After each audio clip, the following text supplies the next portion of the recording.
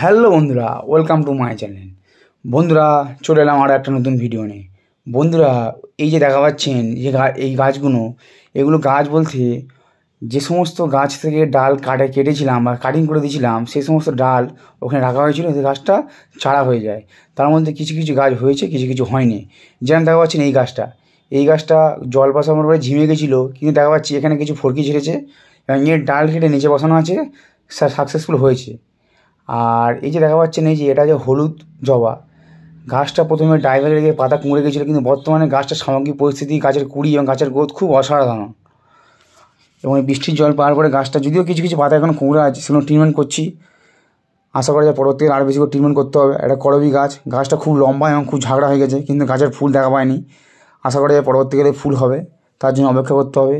আর এই গাছটার গোড়ায় জল জমা হয়ে গাছটা প্রথমে কাটিং করে দিয়েছিলাম, পাতা হলুদ হয়ে যাচ্ছিলো, কাটিং করে দিয়েছিলাম।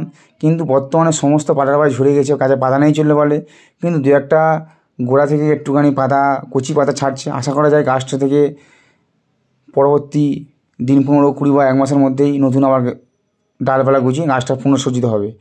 আর এই দেখা পাচ্ছেন এই গাছটায় ফুল ভালো হয়, কিন্তু আমাদের এখানে প্রচুর পরিমাণে শুয়োপোকার উৎপাত হওয়ার কারণে দেখা পাচ্ছেন এই যে কচি পাতা ফুল, জবা ফুল গাছেও শুয়োপোকা হয়েছে। তার ফলে চিন্তার একটা কারণ বা দুশ্চিন্তার ভাঁজ থেকে যাচ্ছে, নতুন পাতাগুলোকে শুয়োপোকা খেয়ে নিচ্ছে।